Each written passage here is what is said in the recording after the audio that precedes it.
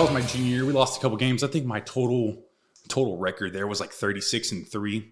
Wow. So we're really good. Number 1 defense in the nation. All 3 years I was there. Never been done in college football at that time. So kind of breaking records. And I got to have the opportunity to start on that defense all 3 years I was there. Well, like I said, this was my last year at TCU. This was building to a point where I was just obviously looking forward to my senior year. It was going to be a big one, right? Can't wait. Like, this is the great, the best team. I'm at the time projected to go 5th round in the NFL. I think was the NFL draft projected. There's projections online, or you could probably still Google it and find different projections on. Couldn't have you gone after your junior year? Yeah. Yeah. Why'd you just? But I wasn't gonna. Heck, man. I guess why leave that amazing team? Why leave them? Mm-hmm. In my mind, I'm only gonna build my stock by playing my senior year. It was gonna be my best year. Why go 5th round when you can go first? Stronger buddy. and faster than I'd ever been. Finally got 3 years of college football experience, and we're doing great. I was getting better, so after my junior year of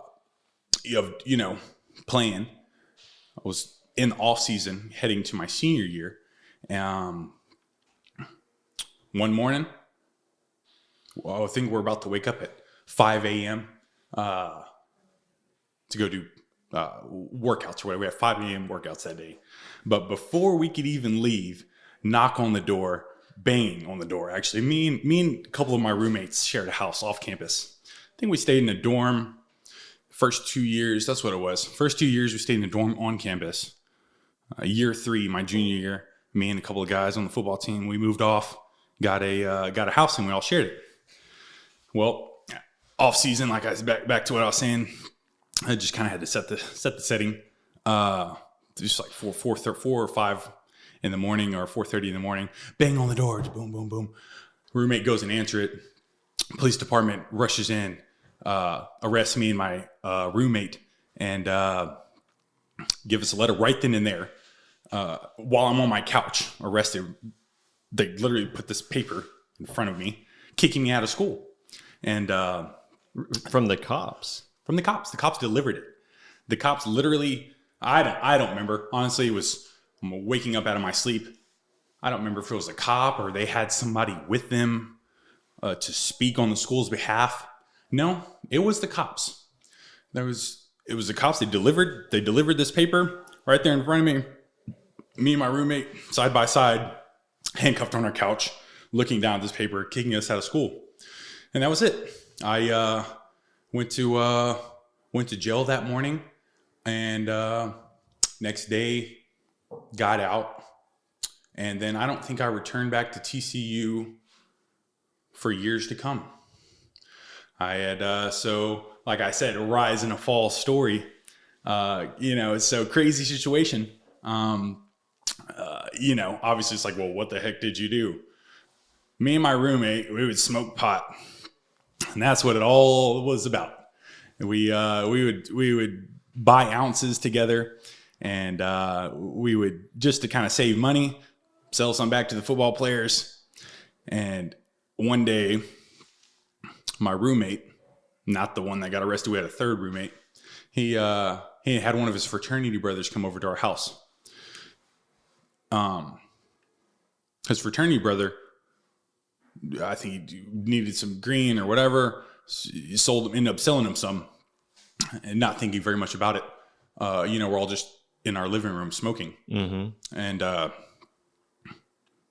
he was an undercover cop. No way. And so they built up, I think, a 6-month rapport of selling of everybody. I think there was 28 people at that very moment that I got arrested. I think 28 or 29 other people got arrested as well from TCU.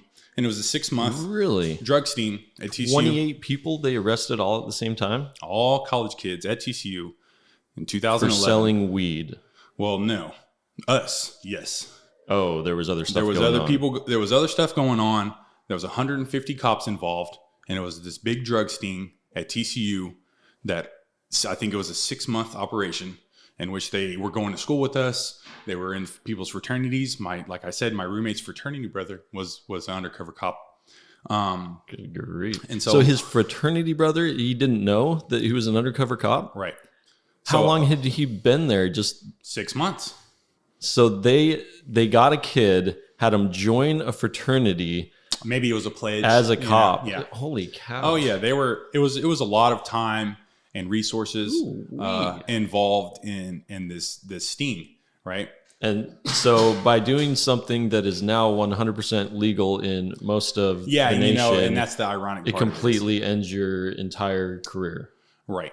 And so, it's crazy from thinking about how all weed is being decriminalized now. Yeah. And it's like, oh, now, here we are 8 or 10 years later, it wouldn't be the same story. It'd be a slap on the hand. Yeah, it was, it's all decriminalized. Here in Texas, it's still, you can still get in trouble. And there was people at TCU at the time that they arrested in that moment that were selling, harder drugs, cocaine, ecstasy. I think they arrested one guy that had, $20,000 or $30,000 in cash. He had an ounce of Molly or ecstasy. He had, pounds and pounds of weed. And Wow. those were the guys that they were probably trying to catch. And me You and were my just caught in the roommate, crosshairs. yeah, I think I sold to 4 or 5 people, sold weed to 4 or 5 people throughout my entire life. So you weren't And like one a of them- pusher, like you were just selling to friends Oh, and no. other players, right? When I got arrested, I had 52 cents in my bank account.